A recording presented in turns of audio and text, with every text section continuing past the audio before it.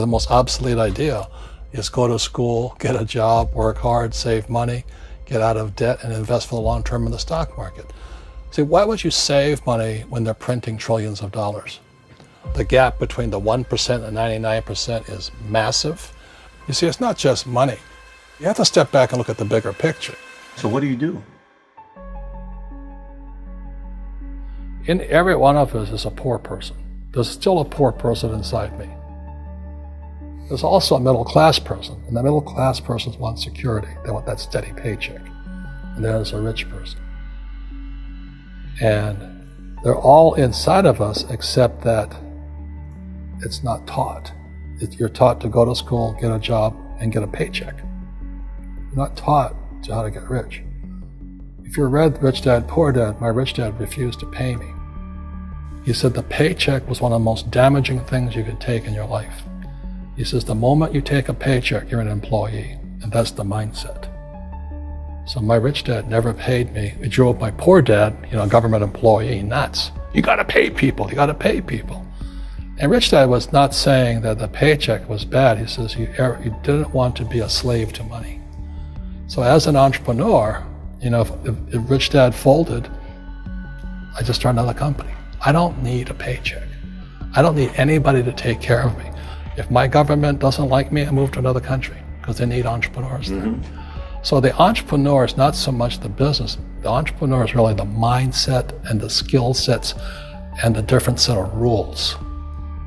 You see, I don't operate, small business does not operate in the same rules as big business. Entrepreneur is a mindset first, a skill set, and rules. And depending upon whether you're an employee or a small business, the rules are different. The mindsets are different, the skill sets are different. If you could say one thing to somebody who's never been an entrepreneur and they're thinking about making the leap of faith into becoming an entrepreneur, what could you tell them? Well, I'll just tell them the same thing that happened to me. My last paycheck, I still remember it clearly. It was one of the worst and the best days of my life. And I was in Puerto Rico. I was working for Xerox, and my boss gave me my last, it wasn't a paycheck, it was a bonus check. I think it was about $30,000 taxable. It's the only problem with that. So I got this check and I went, holy mackerel. You know what I mean? So I was excited, but I was also disturbed. And so this other guy comes up to me, his name was John, and John says to me, he says, you're gonna be back. I said, why? He says, because you're gonna fail. I looked at him and said, look, few expletive words, because that's what he did. He left Xerox, failed, and he came back. And I said, look, you failed and you came back, but I'm gonna fail and I'm never coming back. And that's the attitude. Do you know what I mean? If you say, well, if I fail, I'll go back to mommy and daddy, then that's what you'll do. So if you fail, that's when I became an entrepreneur, because I had no money. I had no money for years. I didn't have a paycheck. But that's what my rich dad encouraged me to do. He says, when you don't have this paycheck, you get hungrier, smarter, and it's a test of your character. Will you become a crook? Will you become dishonest? Will you cheat and steal? Or will you become a better human being? So really, that's the benefit of becoming an entrepreneur, is you really find out who you are when you don't have anything. So you always have to look at the big picture. Too many people look at, well, what's going to happen to me? When you look at the big picture, you're also going to know that when something bad happens, something good's going to happen. But you got to prepare for whatever is coming. If you think next 20 years will be like the last 20 years, you're going to get creamed. When you and I go to the supermarket and we buy a carton of milk, we always check for the expiration date. But most people do not check for the expiration date on their brains. Instead of get out of debt, I get into debt. I just refinanced $300 million in debt. I went from 5% to 2.5% interest. I made a fortune. Every month, more money comes in because my cost of money has gone down. So while some financial experts are saying get out of debt, I'm saying learn how to use debt. See, when I came back from in Vietnam in January of '73, the first thing my rich dad said to me was go to school to learn how to invest in real estate. It wasn't real estate, it was how to use debt and taxes. Debt and taxes make the rich richer.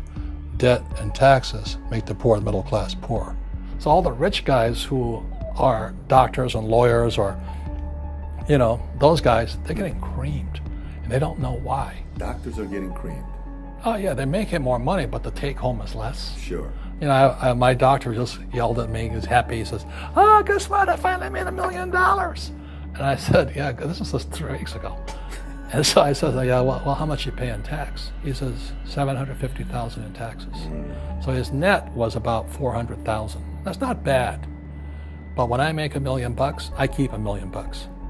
And the reason is because I don't make it by working for money. See, if you work for money, you're taxed. So that's why lesson number 1 in Rich Dad, Poor Dad is the rich don't work for money. What we do instead is we create businesses as entrepreneurs. We acquire real estate. I don't invest in the stock market. Okay?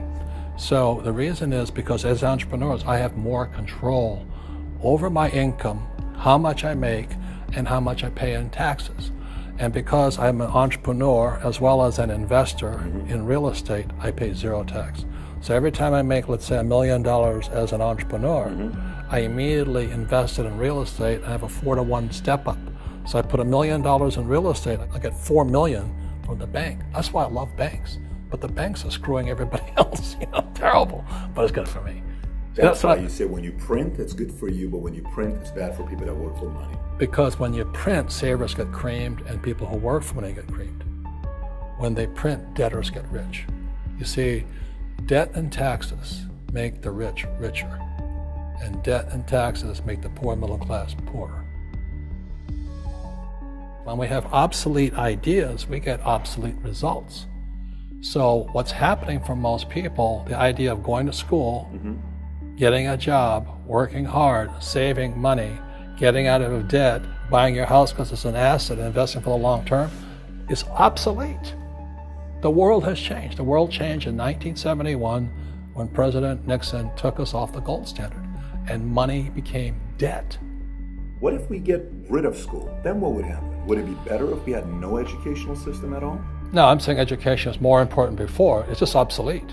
There's Moore's Law which states information doubles every 18 months. In other words, everything's obsolete 18 months.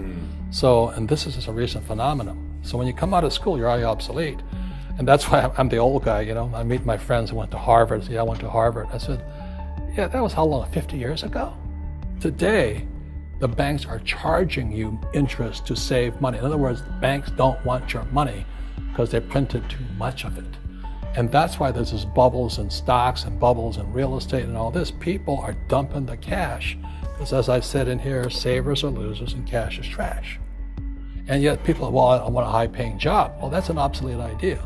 Get out of debt is an obsolete idea. You should learn how to get into debt, how to use debt to get rich, and they'll never teach you about taxes. The reason the 1% is way up here and the 99% are going this way is because when you print money, 2 things happen: inflation and taxes. It's crushing them. And any entrepreneur thinks, I'm just going to make money, I'm going to start a business and make a lot of money because of what we talk about.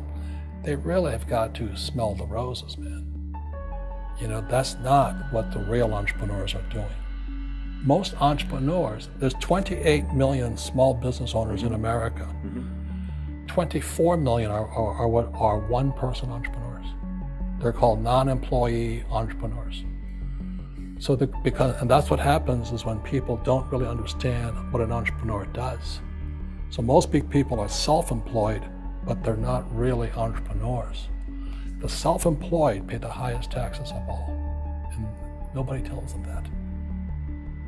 Yeah, it's also called the entrepreneurial spirit, but what we were actually talking about was there's no such thing as a bad economy. There's you and I, we all have an external economy, but we also have an internal economy, and the willpower is to change our internal economy. So for me, I can see the good and I can see the bad. I don't really give a damn because I'm going to be rich anyway. But a poor person with a poor personal economy, all they're going to see is a bad economy because they don't know how to make money in any economy. And a middle class person, they have a middle class economy. What they want is a nice house and a steady paycheck and the job and the car. And so when you take their job away, to them, that's disaster. Well, since an entrepreneur doesn't have a job anyway, it's no big deal. So all I'm saying to people, and it's what Bucky Fuller taught me, is always two sides, you know what I mean? Unity is plural, at minimum two. So if you think the economy is bad, it's because your economy is bad. If you think that steady, employment is important, then you'll see an economy without jobs.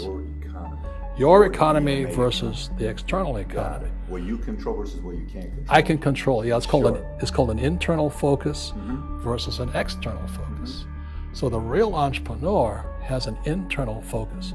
That if they fall down, they say, "Oh, this is good, because I'm going to go up higher." The average person will fall down and say, "Oh, I'm going to take some Prozac," or somebody has a mistake. So, "Oh, the mistakes don't matter." Well, mistakes matter. It means you didn't know something. But a real entrepreneur, whether they fall down, they always can go up. They can stand back up and go higher. That no matter what happens to them, they get stronger and better and smarter and happier. But a person with a weak internal mindset is that they're so afraid of what happens, it generally happens. Like, people who are afraid of losing their jobs, they generally lose their jobs. You know what I mean? Yeah, so everything you can comes through you. Yeah, so the entrepreneur first job is to control inside here, not outside there. The moment you take that paycheck, you're an employee. You've got to be stronger than that. It's about inside control.